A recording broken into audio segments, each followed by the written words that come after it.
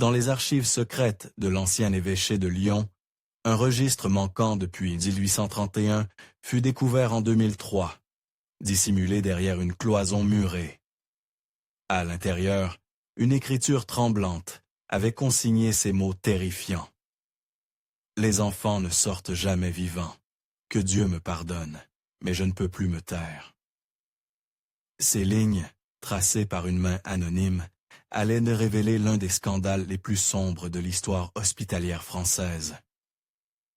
Si cette découverte vous donne des frissons, n'hésitez pas à vous abonner à notre chaîne et dites-nous en commentaire de quelle ville vous nous écoutez. Votre présence nous rappelle que l'histoire cache encore bien des secrets dans chaque recoin de notre pays. Mais revenons à Lyon, au début du 19e siècle, quand l'espoir et la charité masquaient une réalité bien plus sinistre. En 1802, Lyon pansait encore ses plaies révolutionnaires. La ville, autrefois prospère grâce à ses soieries, tentait de retrouver sa splendeur d'antan sous l'Empire naissant.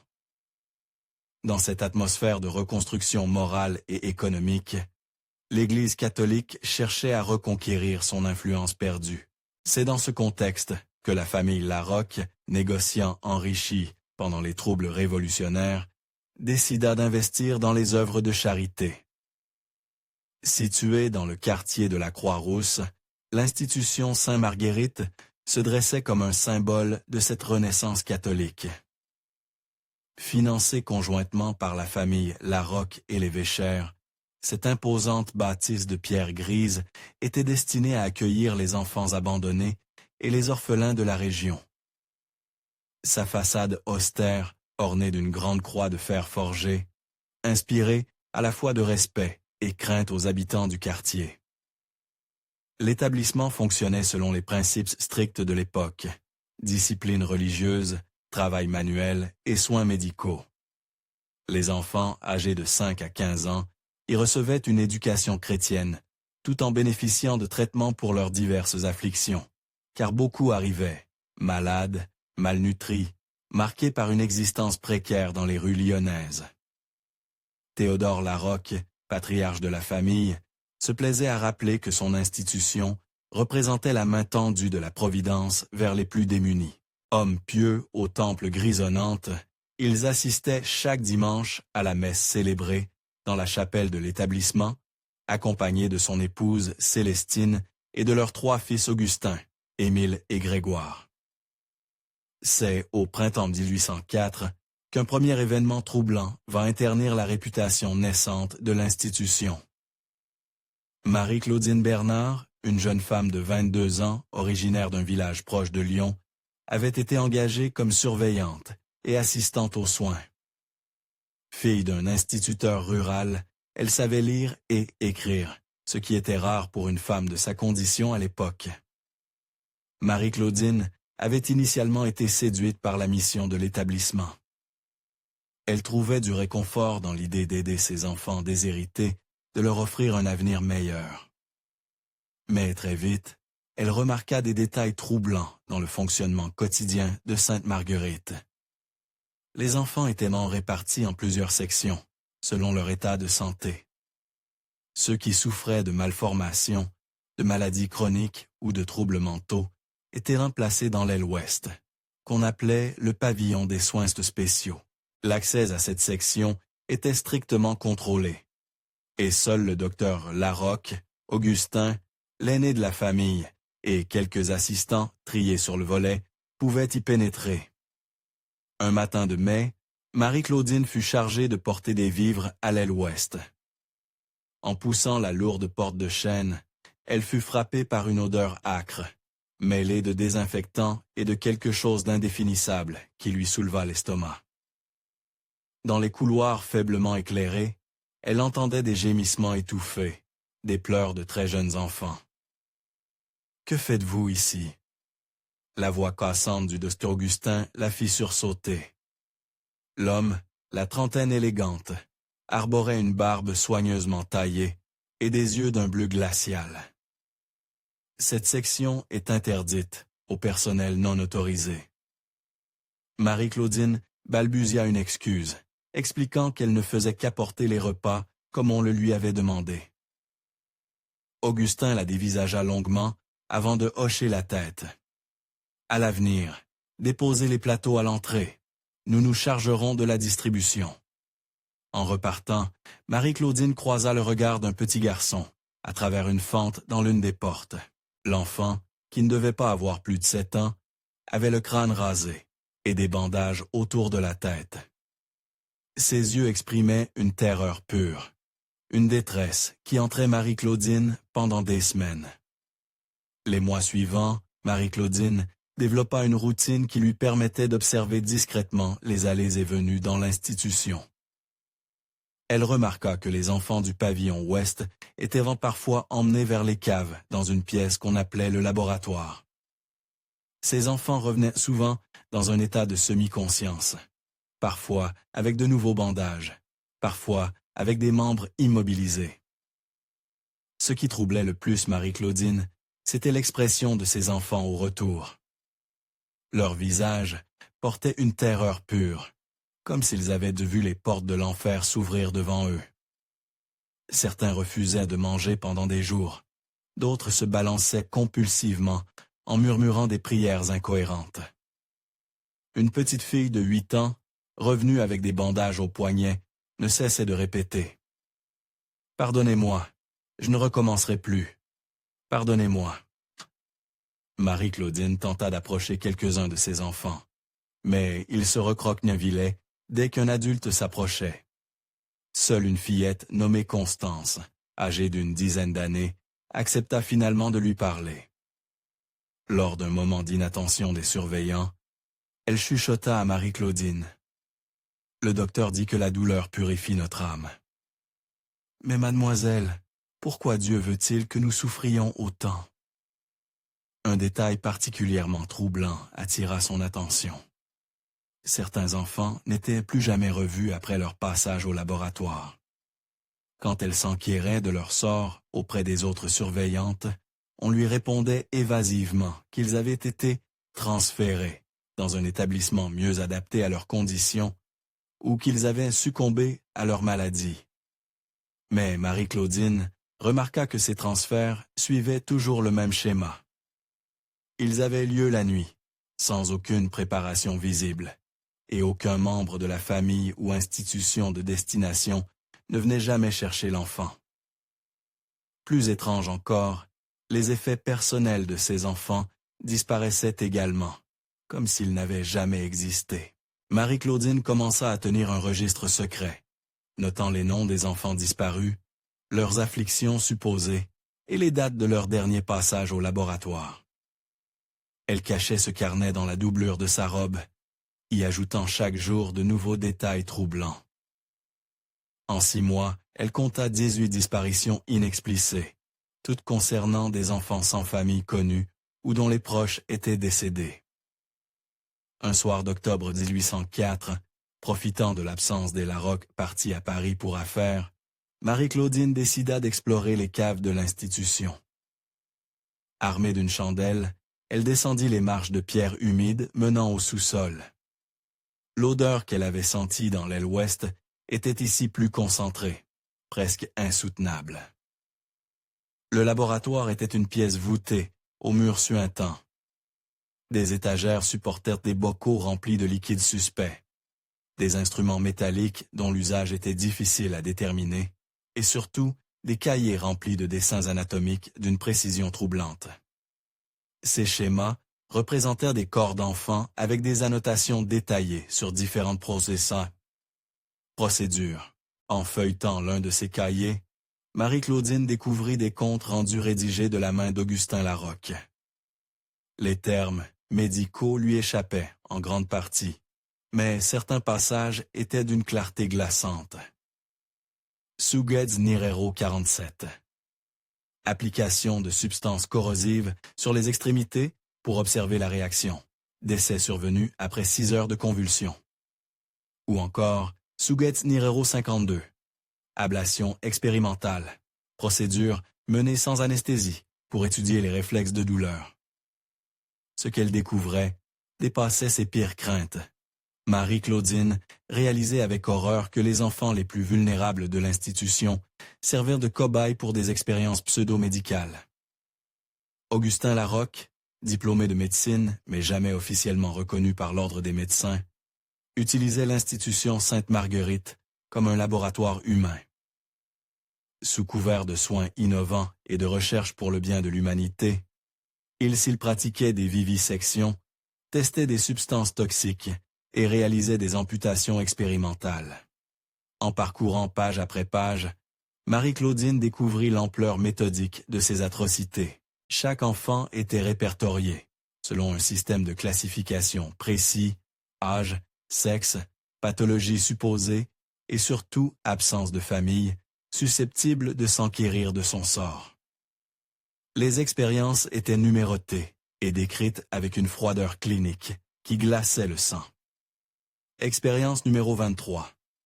Injection de mercure dans l'œil gauche du sujet numéro 31.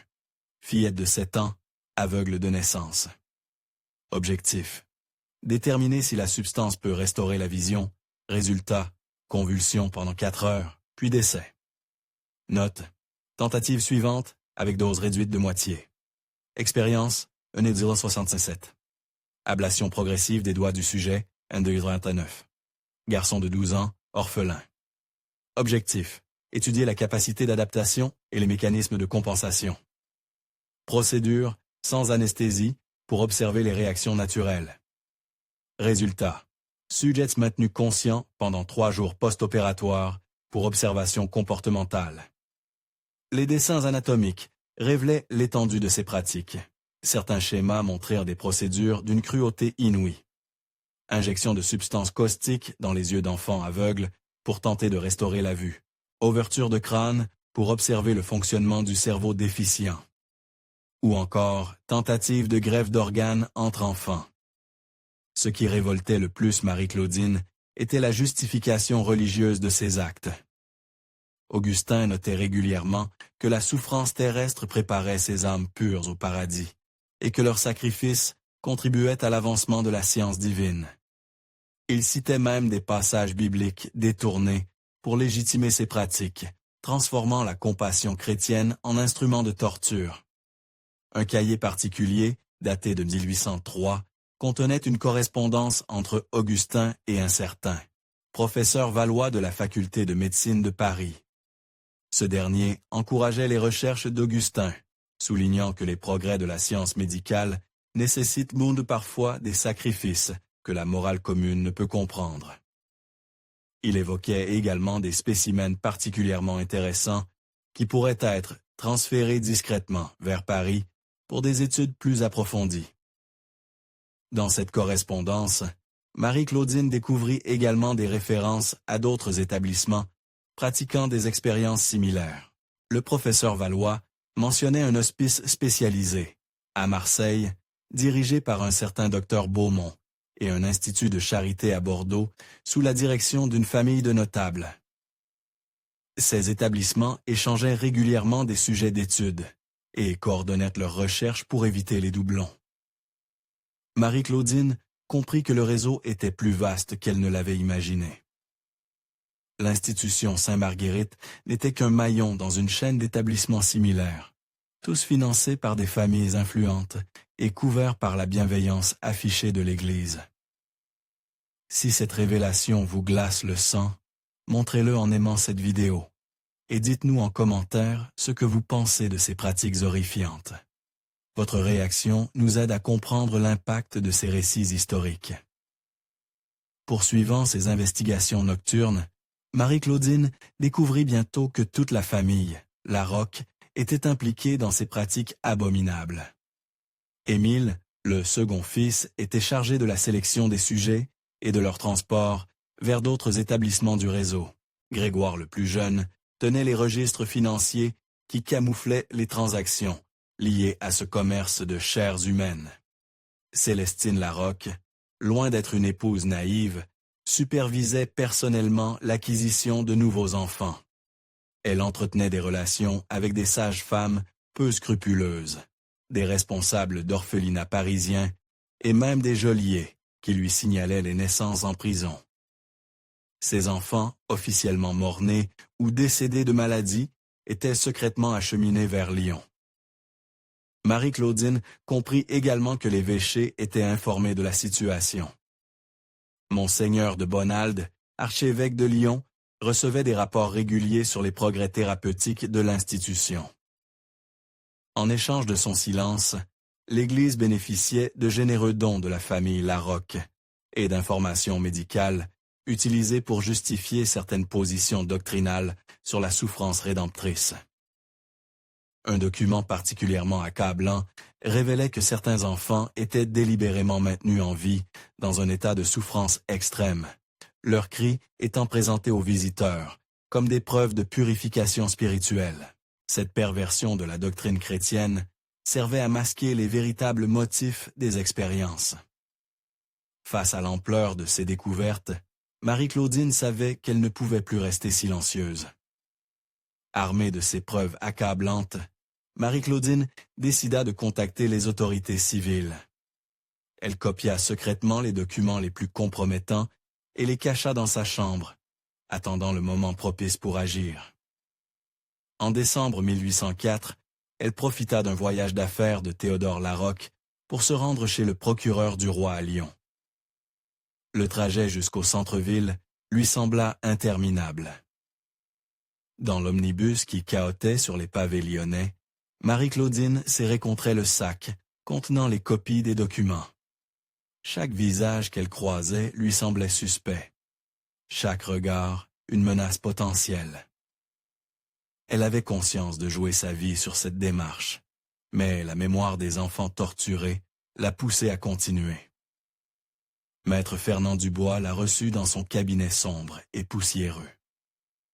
L'homme, la cinquantaine bodonnante, portait une perruque poudrée, légèrement de travers, et des lunettes cerclées d'or. Quand Marie-Claudine commença à exposer ses découvertes, elle vit le visage du magistrat se décompenser progressivement. Mais ce n'était pas de l'indignation qu'elle lisait dans ses yeux, c'était de la peur. Mademoiselle Bernon l'interrompit-il d'une voix tremblante, après seulement quelques minutes d'explication.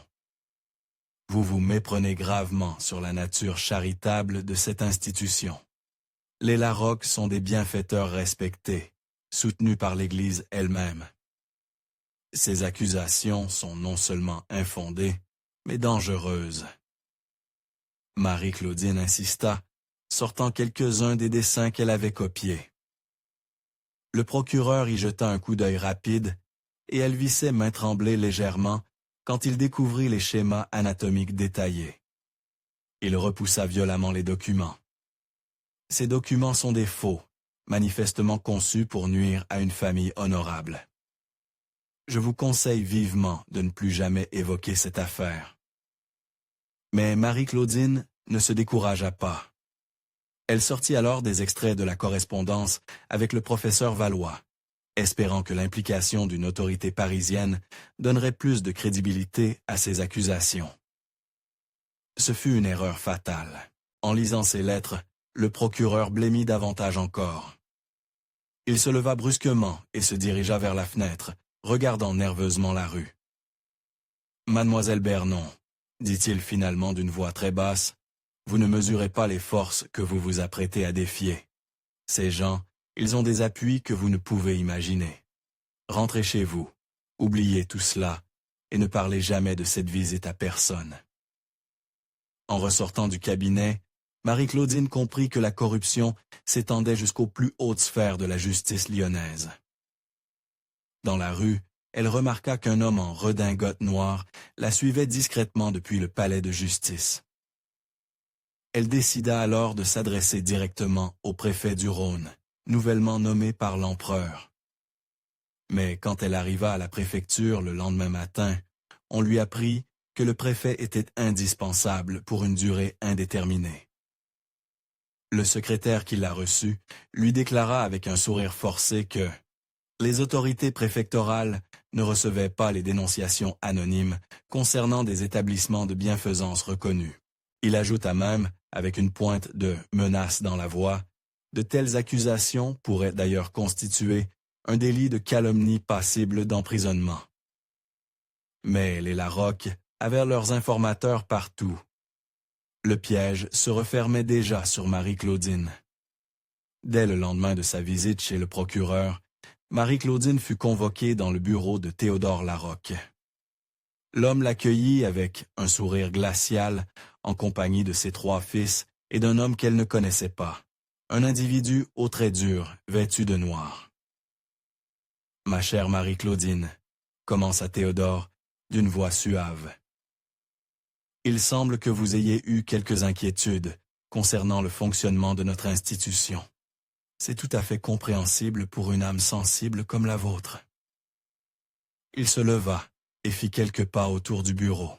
« Cependant, nous avons appris que vous aviez tenté de répandre des calomnies sur notre famille. C'est très regrettable. » L'homme en noir s'avança. « Je suis l'abbé Mortier, enquêteur pour l'évêchère. Nous avons été informés de vos troubles mentaux, mademoiselle. Il est clair que l'isolement et la responsabilité de votre poste ont altéré votre jugement. » Marie-Claudine protesta avec véhémence, mais ses paroles semblaient rebondir sur un mur d'indifférence. Augustin Larocque intervint alors. « Nous avons pris des dispositions pour votre bien-être. Le couvent de Sainte-Claire, dans les montagnes du Jura, accueille les femmes souffrant de dérangements mentaux. Vous y recevrez les soins appropriés. » 2 jours plus tard, son sort était scellé. Le surlendemain, Marie-Claudine fut emmenée de force vers le couvent de Sainte-Claire. Pendant le voyage, elle réalisa que tous ses effets personnels, y compris les documents compromettants qu'elle avait cachés, avaient disparu de sa chambre. Ses bagages ne contenaient plus que quelques vêtements et un missel. Le couvent se dressait dans un paysage désolé, entouré de hautes murailles de pierre grise. Mère Angélique, la supérieure, l'accueillit avec une fausse bienveillance.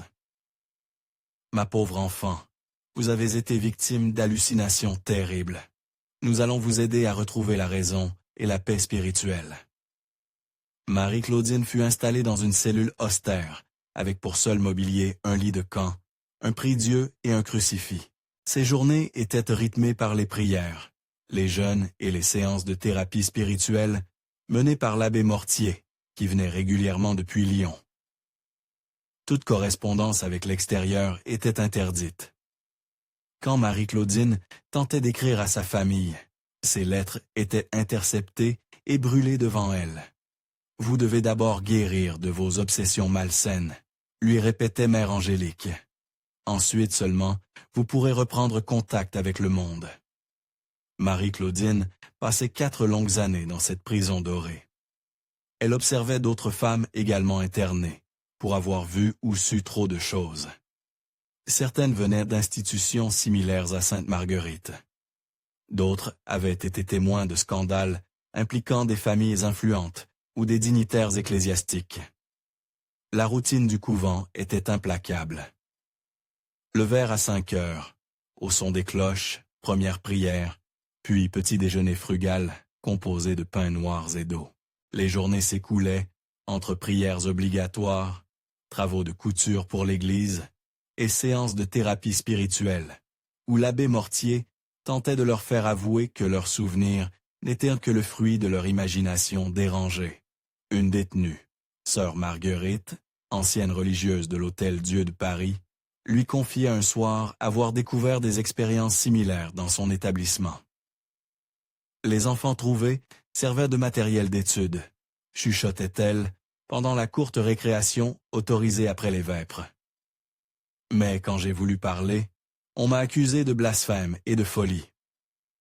Sœur Marguerite révéla à Marie-Claudine que le réseau s'étendait bien au-delà de Lyon. À Paris, plusieurs hospices pratiquaient des expériences sous couvert de recherche médicale. Les enfants les plus résistants étaient parfois échangés entre institutions pour diversifier les tests. « J'ai vu des carrioles arriver la nuit », murmurait la religieuse, transportant de petites formes sous des bâches. Les conducteurs portaient toujours des vêtements civils, mais je reconnaissais l'odeur, cette odeur de désinfectant mélangée à autre chose. Une autre pensionnaire, Madame de Beaumont, ancienne épouse d'un négociant bordelais, avait été internée pour avoir tenté d'alerter les autorités sur des pratiques similaires dans un orphelinat de sa région. Mon mari faisait partie du conseil d'administration, racontait-elle avec amertume. Quand j'ai découvert ce qu'il faisait aux enfants, il m'a fait enfermer ici pour protéger sa réputation. Ces témoignages convergents révélaient l'existence d'un système organisé à l'échelle nationale. Les familles bourgeoises finançaient, l'Église bénissait, la justice fermait les yeux, et les témoins gênants disparaissaient dans des couvents ou des asiles. Marie-Claudine comprit qu'un réseau national organisait ces pratiques, protégées par un mélange de corruption, de chantage et de terreur religieuse. Les familles riches finançaient les expériences, l'Église fermait les yeux en échange de donations, et la justice détournait le regard moyennant diverses compensations. Plus troublante encore, elle découvrit que certaines religieuses du couvent étaient imparfaitement au courant de la vraie nature de l'institution. Mère Angélique elle-même avait reçu sa formation dans un établissement parisien où elle avait appris à reconnaître les signes de la folie féminine. Cette formation incluait des méthodes pour briser la volonté des pensionnaires les plus récalcitrantes. En 1808, Napoléon passa près du couvent lors d'une tournée dans l'Est. Marie-Claudine tenta désespérément de faire parvenir une lettre à l'empereur, mais sa missive fut interceptée par Mère Angélique. La punition fut exemplaire, 3 mois d'isolement complet dans une cellule souterraine, avec pour seule nourriture du pain et de l'eau. Durant cet isolement, Marie-Claudine faillit sombrer dans la véritable folie. Les murs suintants de sa cellule, l'obscurité permanente, le silence brisé seulement par les gouttes d'eau qui tombaient régulièrement. Tout concourait à détruire sa raison. Elle ne survécut que grâce à sa détermination à témoigner un jour pour les enfants martyrs de Sainte-Marguerite. En 1809, les circonstances politiques changèrent. Napoléon, en conflit ouvert avec le pape, procéda à une série d'arrestations parmi le haut clergé français. Dans ce contexte de tension, certains établissements religieux furent contraints de libérer leurs pensionnaires les moins compromettantes. Marie-Claudine fut libérée à condition de signer un document reconnaissant ses erreurs passées et s'engageant à ne jamais évoquer son séjour au couvent ni les raisons de son internement. Elle accepta, comprenant que c'était son seul espoir de retrouver le monde extérieur. De retour à Lyon, elle découvrit que sa famille avait été informée de sa maladie mentale. Son père, l'instituteur, avait perdu son poste après que des rumeurs sur la folie héréditaire de sa fille eurent circulé. Sa mère était morte de chagrin 2 ans plus tôt, persuadée que sa fille était devenue folle. Marie-Claudine tenta de reprendre une vie normale, mais elle était surveillée en permanence. Des hommes en civil traînaient près de son domicile. Ses rares visiteurs étaient des questionnés, et toute tentative de correspondance était interceptée. Malgré les risques, Marie-Claudine ne pouvait oublier les enfants de l'institution Sainte-Marguerite. En 1810, elle décida de retourner discrètement dans le quartier de la Croix-Rousse pour observer l'établissement de loin. L'institution avait prospéré pendant son absence. De nouveaux bâtiments avaient été construits, et le nombre d'enfants accueillis avait triplé. La famille de la Roque jouissait désormais d'une réputation irréprochable dans toute la région, présentée comme un modèle de charité chrétienne. Marie-Claudine remarqua que de nouveaux visages gravitaient autour de l'institution. Des hommes en redingote noire qui ressemblaient à des médecins, des religieuses d'ordre qu'elle ne connaissait pas, et surtout un flux constant de carrioles qui arrivaient la nuit, transportant ce qui semblait être de jeunes patients. Un soir, elle eut la surprise de reconnaître l'une des nouvelles surveillantes, Agnès Montclair, une jeune femme qu'elle avait côtoyée au couvent de Sainte-Claire. Agnès avait été internée pour avoir dénoncé des abus dans un orphelinat de Marseille. Les 2 femmes se retrouvaient secrètement dans une église, abandonnée.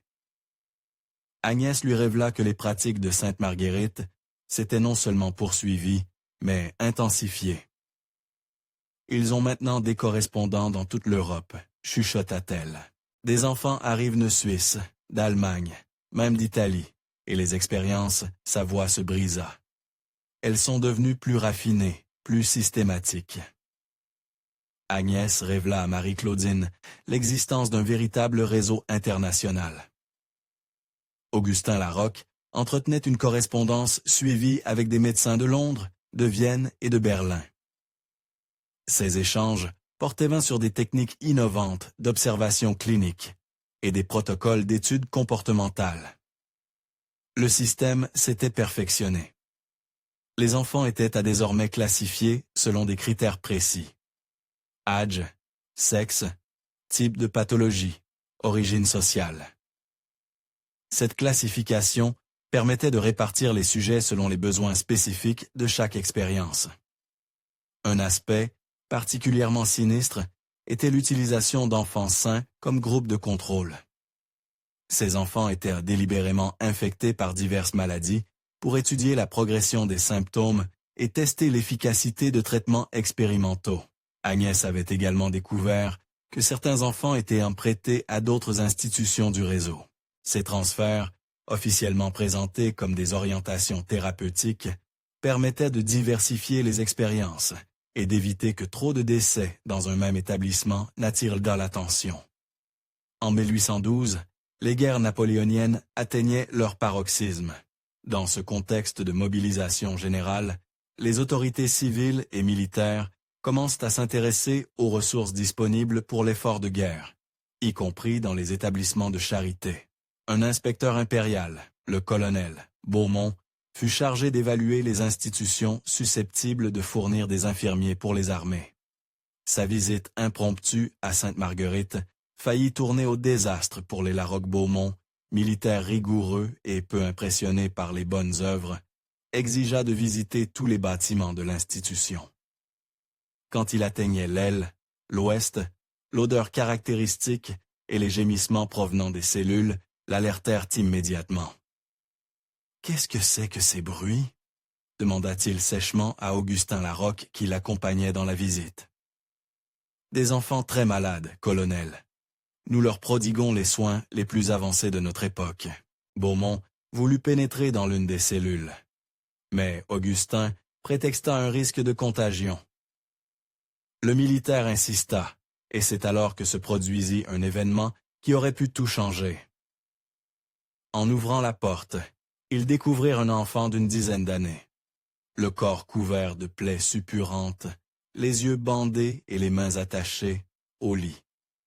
L'enfant, en entendant des voix, se mit à crier « Pitié, messieurs, ne me faites plus mal, je serai sage, je promets. » Beaumont était un homme endurci par des années de campagne militaire, mais cette scène le révolta. Il se tourna vers Augustin avec une expression de dégoût.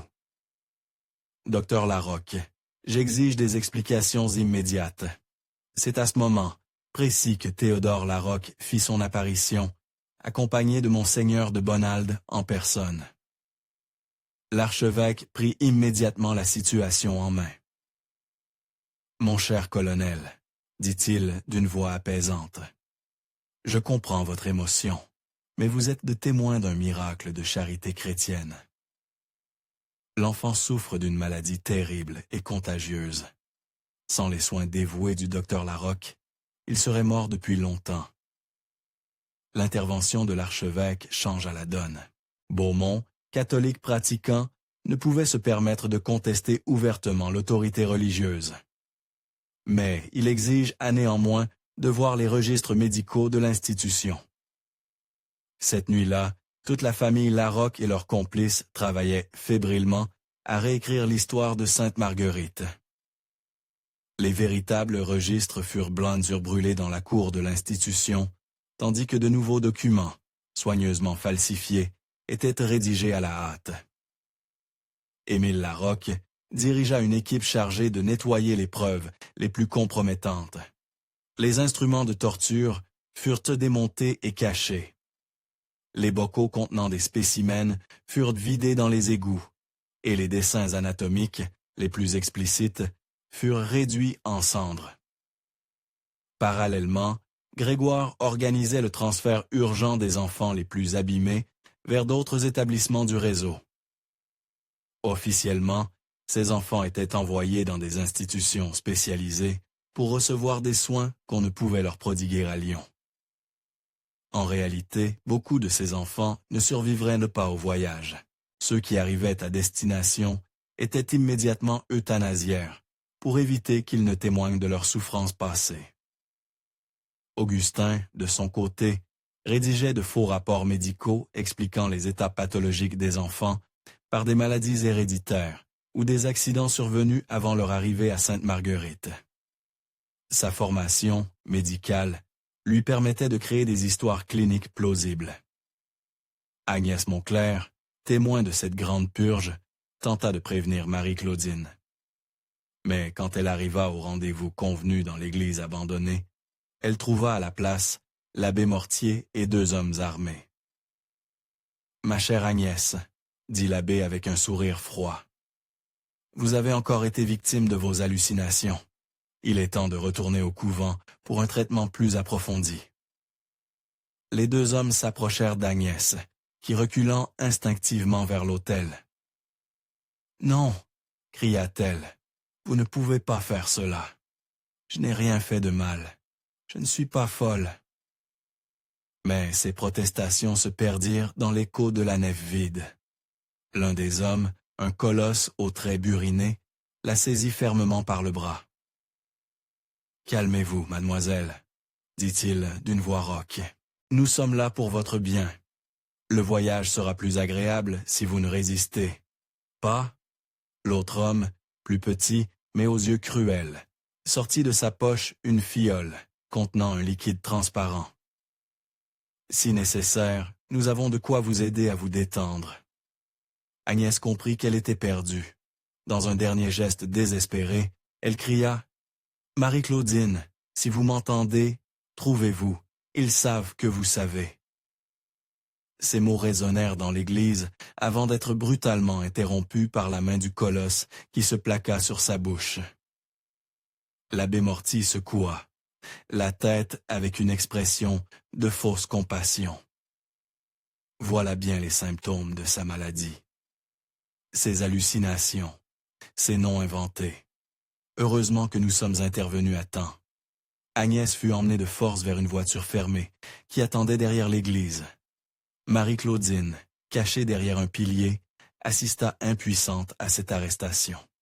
Elle vit Agnès être poussée dans le véhicule, puis disparaître dans les rues sombres de Lyon. Agnès fut emmenée de force à Sainte-Claire, mais cette fois, dans une section spéciale, réservée aux cas incurables, celle du couvent, située dans les caves, était réservée aux femmes qui avaient définitivement sombré dans la folie. Elles y étaient enchaînées, dans des cellules humides, nourries une fois par jour et soumises à des traitements qui relevaient d'un plus de la torture que de la médecine. Elle y mourut 6 mois plus tard, officiellement d'une pneumonie. Mais son corps portait des traces de violence qui suggéraient une fin moins naturelle. Une religieuse compatissante confia plus tard à une autre détenue qu'Agnès avait passé ses derniers jours à crier qu'elle devait témoigner pour les enfants martyrs. Marie-Claudine, ayant appris la disparition d'Agnès par les rumeurs qui circulaient dans le quartier, comprit que son propre sort était scellé. Elle réalisa également qu'elle était désormais la seule dépositaire de la vérité sur Sainte-Marguerite, et que cette vérité mourrait avec elle si elle ne trouvait pas un moyen de la préserver. Marie-Claudine consacra plusieurs semaines à rédiger son témoignage. Elle y détaillait méthodiquement les pratiques de l'institution Sainte-Marguerite, les noms des complices, les méthodes utilisées pour faire disparaître les preuves, et surtout, l'étendue du réseau national et international. Elle cacha ce document dans l'église où elle avait rencontré Agnès, le glissant derrière une pierre descellée dans le mur de la sacristie. Elle était convaincue que, tôt ou tard, quelqu'un découvrirait cette cachette et révélerait de la vérité. Il dit, février 1813, Marie-Claudine disparut mystérieusement. Ses voisins trouvèrent sa porte ouverte ses affaires en ordre, mais aucune trace de lutte. Les autorités conclurent qu'elle avait probablement mis fin à ses jours, rongée par ses obsessions maladives. Son corps ne fut jamais retrouvé, mais des témoins rapportèrent avoir vu une carriole quitter discrètement le quartier au petit matin. Cette carriole ressemblait étrangement à celle qui desservait régulièrement l'institution Sainte-Marguerite. Débarrassés de leurs principaux témoins gênants, les Larocque entrèrent dans une période de prospérité sans précédent. L'institution Sainte-Marguerite devint un modèle pour toute l'Europe, visitée par des délégations de médecins et de religieux du monde entier. Augustin Larocque publia plusieurs traités sur les méthodes innovantes de traitement des pathologies infantiles et qui furent salués par la communauté médicale internationale. Il reçut même une médaille de l'Académie des sciences pour ses contributions exceptionnelles à l'avancement de la médecine. Mais l'histoire allait rattraper les Larocque d'une manière inattendue. En 1814, la chute de Napoléon entraîna un bouleversement complet des structures administratives françaises. Le nouveau régime monarchique, soucieux de se démarquer de l'héritage impérial, ordonna une série d'enquêtes sur les institutions qui avaient prospéré sous l'Empire. Le comte de Villèle, nouveau préfet du Rhône, nommé par Louis XVIII, était un homme intègre qui n'entretenait aucun lien avec les réseaux locaux de corruption. Quand il reçut des rapports anonymes dénonçant certaines pratiques dans les établissements de charité lyonnais, il décida de mener une investigation approfondie. Ces rapports provenaient d'une source inattendue, le colonel Beaumont, qui n'avait jamais oublié sa visite troublante à Sainte-Marguerite. Rongé par le remords d'avoir laissé la situation se poursuivre, il avait consigné ses observations et les avait transmises aux nouvelles autorités. En mai 1815, une commission d'enquête fut constituée, composée de magistrats, de médecins, indépendants et d'inspecteurs venus de Paris. Cette commission avait pour mission d'évaluer la conformité des pratiques de l'institution Sainte-Marguerite avec les standards médicaux et moraux de l'époque. Théodore Larocque, sentant le danger, tenta immédiatement de faire jouer ses relations. Mais beaucoup de ses anciens protecteurs avaient été emportés par les changements politiques, et l'Église elle-même traversait une période d'incertitude qui limitait son influence. L'enquête commença par l'examen des registres officiels de l'institution. Les documents falsifiés en 1812 furent rapidement identifiés comme suspects par les experts parisiens, habitués à détecter les fraudes administratives. Le docteur Émile Rousseau, médecin légiste de renom, remarqua immédiatement des incohérences dans les dossiers médicaux. « Ces pathologies décrites sont impossibles », déclara-t-il lors de la première séance de la commission.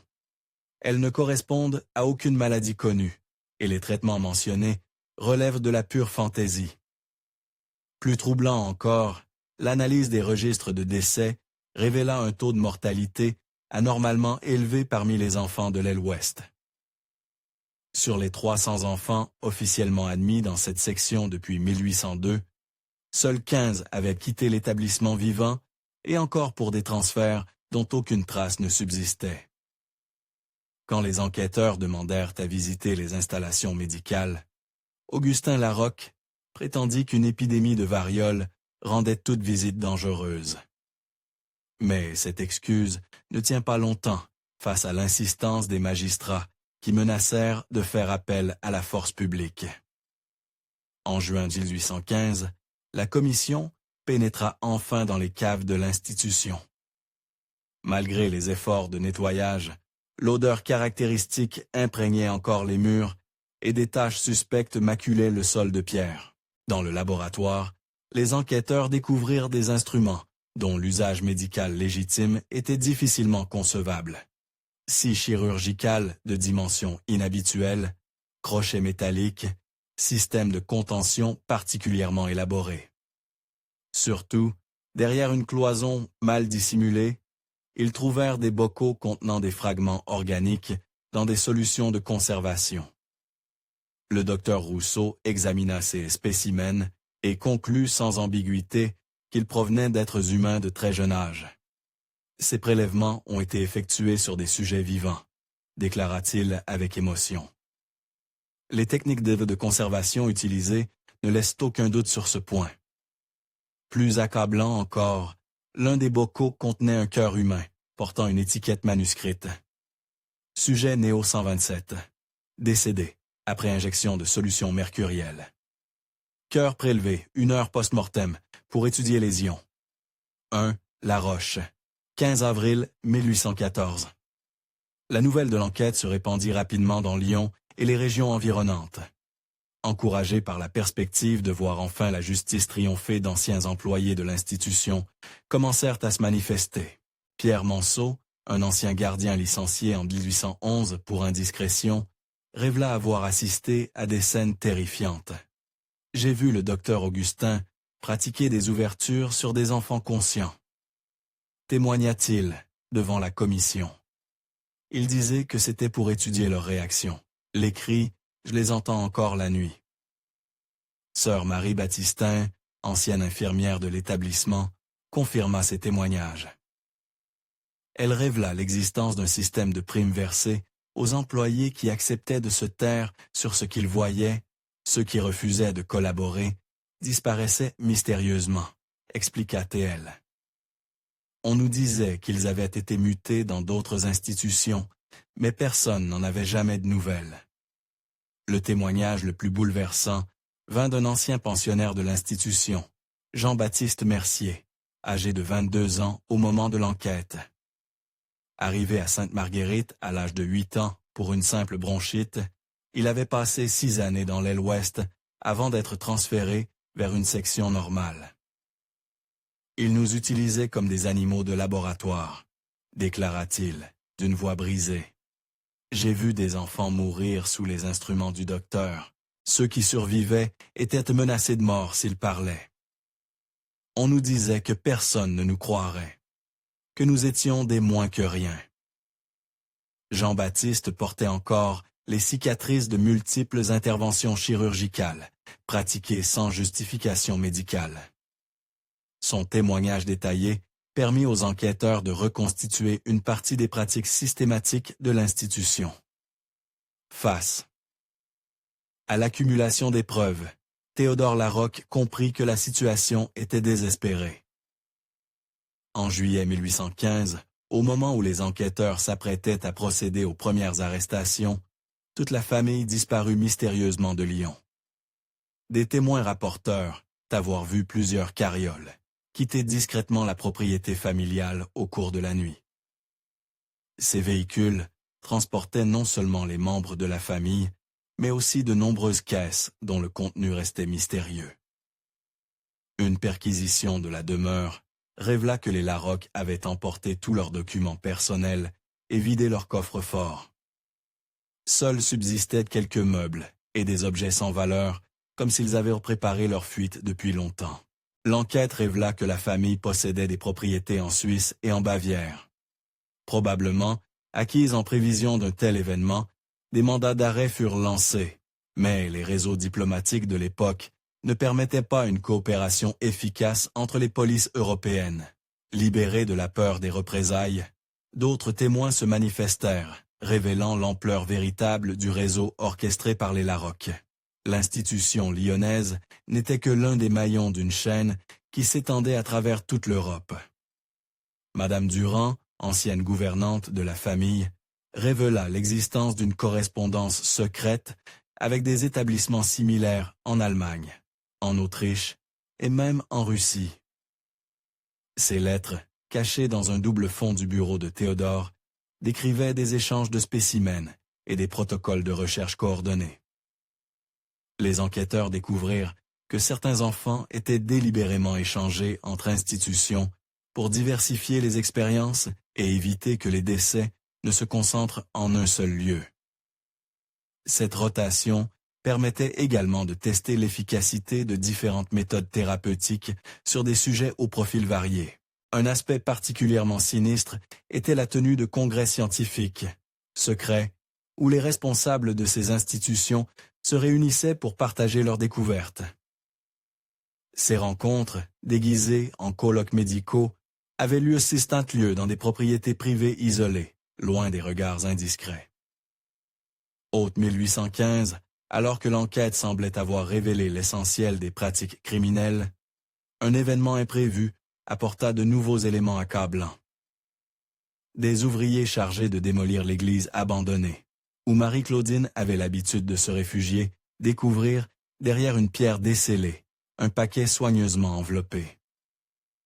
Ce paquet contenait le témoignage détaillé de Marie-Claudine, Bernard, rédigé de sa main et daté de février 1813. Ce document de 60 pages révélait non seulement les pratiques de Sainte Marguerite, mais aussi les noms de tous les complices, les méthodes de corruption utilisées et surtout l'étendue du réseau international. La lecture de ce témoignage bouleversa les enquêteurs. Marie-Claudine y détaillait des pratiques encore plus abominables que celles déjà découvertes. Utilisation d'enfants sains comme donneurs pour des tentatives de transfusion sanguine, expériences de privation sensorielle prolongée ou encore tests de résistance à la douleur menés sous prétexte d'études neurologiques. Le document révélait également que certains enfants étaient délibérément maintenus dans un état de souffrance chronique pour étudier les effets de la douleur sur le développement mental. Ces études, présentées comme des recherches sur la purification de l'âme par la souffrance, servaient en réalité à masquer des expériences de torture pure. Le témoignage de Marie-Claudine révéla aussi l'étendue de la corruption qui protégeait ce réseau. Elle y nommait précisément les magistrats, les fonctionnaires et les dignitaires ecclésiastiques qui avaient fermé les yeux moyennant diverses compensations. Certains recevaient des pots de vin directs, d'autres bénéficiaient de services médicaux gratuits pour leur propre famille, ou encore de prêts avantageux pour leurs affaires personnelles. L'Église, de son côté, recevait des donations considérables qui finançaient la construction de nouvelles églises et l'entretien du clergé. Plus troublant encore, le document révélait que certains hauts dignitaires ecclésiastiques utilisaient les découvertes de ces expériences pour alimenter leurs prêches sur la souffrance rédemptrice. Les cris des enfants torturés étaient présentés comme des voies de la purification, et leur mort comme des sacrifices nécessaires à l'avancement de la science divine. Marie-Claudine avait également consigné les méthodes utilisées pour faire disparaître les témoins gênants. Outre les internements forcés dans des couvents, le réseau utilisait des méthodes plus radicales. Empoisonnement présenté comme des maladies naturelles, accidents arrangés ou encore disparitions pures et simples. Armés de ces révélations, les enquêteurs tentèrent de poursuivre leurs investigations. Mais ils se heurtaient rapidement à de nouveaux obstacles. Plusieurs témoins clés moururent subitement de maladies foudroyantes. D'autres se rétractèrent brusquement, prétendant avoir été victimes d'hallucinations. Le comte de Villèle lui-même reçut des pressions considérables pour clore l'enquête.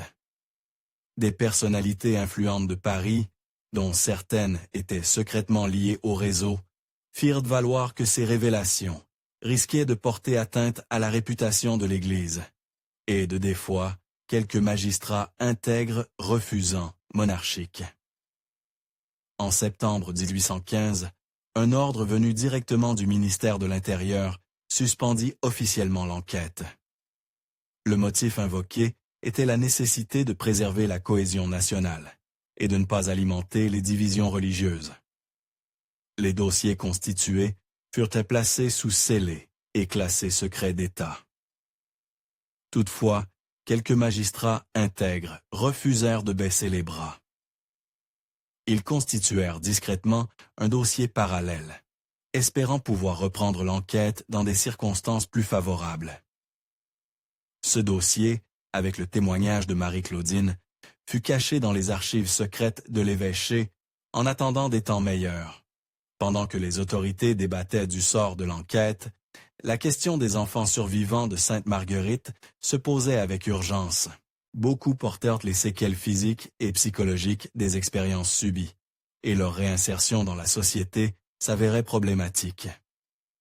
Jean-Baptiste Mercier, devenu le porte-parole officieux de ces survivants, tenta d'organiser leur prise en charge, mais il se heurta à l'indifférence générale et parfois à l'hostilité. Beaucoup de familles refusaient d'accueillir ces enfants marqués, et les institutions officielles prétendaient manquer de moyens. Pire encore, certains survivants commencent à disparaître mystérieusement. Ces disparitions, officiellement attribuées à des fugues ou à des suicides, suivaient un chemin troublant. Elles concernaient systématiquement les enfants qui avaient témoigné avec le plus de précision devant les enquêteurs. Jean-Baptiste comprit que sa propre vie était en danger. En octobre 1815, il quitta Lyon pour se réfugier chez un oncle en Normandie. Mais il emporta avec lui une copie du témoignage de Marie-Claudine qu'il avait réussi à reproduire avant la suspension de l'enquête. Les mois suivants virent une disparition systématique de toutes les preuves liées à l'affaire Larocque. L'institution Sainte-Marguerite fut officiellement fermée pour raisons sanitaires et ses bâtiments furent rapidement démolis. Les gravats furent dispersés dans plusieurs décharges, rendant impossible toute expertise ultérieure. Les instruments découverts dans le laboratoire disparurent des dépôts de police, officiellement volés par des malfaiteurs inconnus. Les bocaux contenant les spécimens organiques furent accidentellement brisés lors d'un transport, et leur contenu fut incinéré pour éviter tout risque sanitaire. Même les témoignages recueillis par les enquêteurs furent progressivement épurés. Les versions les plus accablantes disparurent des dossiers, remplacés par des déclarations édulcorées qui minimisaient la portée des révélations.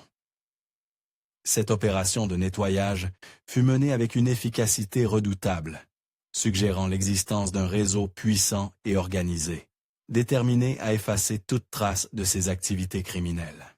Pendant ce temps, les recherches pour retrouver la famille Larocque s'enlisaient dans les méandres diplomatiques. Des témoignages par 20 heures de Genève, puis de Munich, situant les fugitifs dans diverses capitales européennes, mais aucune arrestation ne put être effectuée. En réalité, les Larocque avaient trouvé refuge auprès d'anciens complices d'eux, leur réseau, qui leur offrait des protections en échange de leur expertise. Augustin en particulier était très recherché pour ses compétences en médecine expérimentale par des institutions peu scrupuleuses. Des rumeurs persistantes situèrent la famille en Russie, où ils auraient fondé un nouvel établissement sous la protection de certains boyards. D'autres témoignages les plaçaient en Amérique du Sud, où ils auraient exporté leurs méthodes dans des pays au contrôle administratif moins strict. Quelle que fût leur destination finale, les Larocque semblaient avoir réussi à échapper définitivement à la justice française, emportant avec eux les secrets de leur réseau international.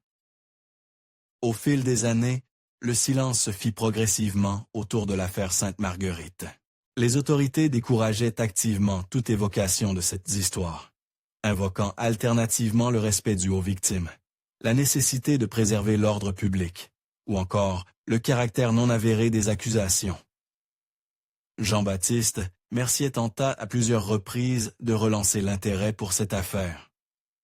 Mais ces démarches se heurtèrent à une indifférence polie ou à des menaces à peine voilées. En 1820, il publia à compte d'auteur un opuscule intitulé « Témoignage d'un survivant ». Mais l'ouvrage fut rapidement retiré de la vente et ses exemplaires confisqués. L'ancien pensionnaire de Sainte-Marguerite mourut en 1823, officiellement d'une pneumonie, mais les circonstances de sa mort laissaient planer des doutes.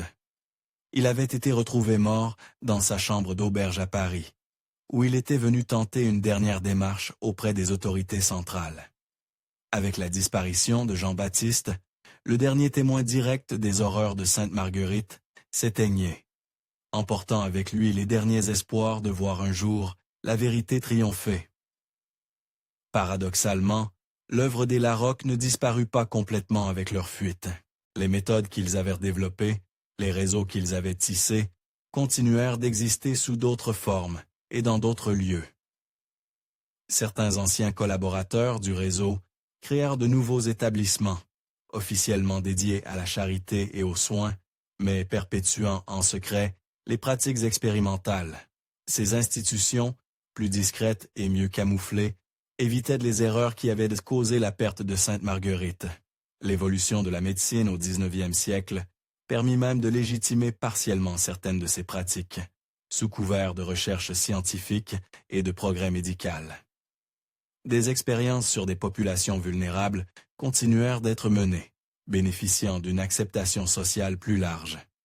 L'histoire de la famille Larroques devint ainsi le prototype d'un système qui allait perdurer bien au-delà de sa propre existence, s'adaptant aux évolutions sociales et scientifiques pour mieux dissimuler ses véritables objectifs. En 1831, soit 16 ans après la fermeture de l'enquête officielle, un dernier événement vint clore symboliquement cette sombre affaire.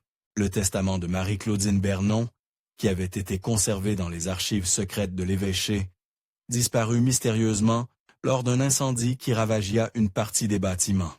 Cet incendie, officiellement attribué à un court-circuit électrique, détruisit avec une précision troublante les seules archives qui contenaient encore des traces de l'affaire Sainte-Marguerite. Les autres documents, conservés dans les mêmes locaux, furent miraculeusement épargnés par les flammes. Avec la disparition de ces dernières preuves, l'histoire de la famille Larroques bascule définitivement dans l'oubli officiel. Seules subsistaient quelques rumeurs, quelques témoignages de seconde main, rapidement discrédités par ceux qui avaient intérêt à ce que le silence perdure. Aujourd'hui, près de 2 siècles plus tard, l'institution Sainte-Marguerite n'existe plus que dans la mémoire de quelques historiens locaux, qui l'évoquent comme un exemple parmi d'autres de la charité religieuse du 19e siècle. Aucun monument, aucune plaque ne rappelle le sort tragique des centaines d'enfants qui y périrent dans des souffrances innommables. Cette découverte fortuite de 2003, celle du registre caché derrière une cloison murée, constitue peut-être la dernière chance de faire entendre la voix de Marie-Claudine Bernon et de tous ses enfants oubliés. Mais elle soulève aussi une question troublante. Combien d'autres secrets similaires dorment-ils encore dans les archives oubliées de notre histoire? Vous qui nous écoutez, vous demandez-vous parfois ce que cachent les murs épais de ces anciennes institutions qui parsèment encore nos villes et nos campagnes? Croyez-vous que toute la vérité sur cette affaire ait été révélée? Ou pensez-vous que d'autres documents attendent encore d'être découverts? Partagez vos réflexions en commentaire, abonnez-vous si cette enquête historique vous a captivé et n'hésitez pas à partager cette vidéo avec ceux qui, comme vous, s'interrogent sur les zones d'ombre de notre passé. Car parfois, la réalité dépasse la fiction, et l'histoire la plus terrifiante est celle qui a réellement eu lieu.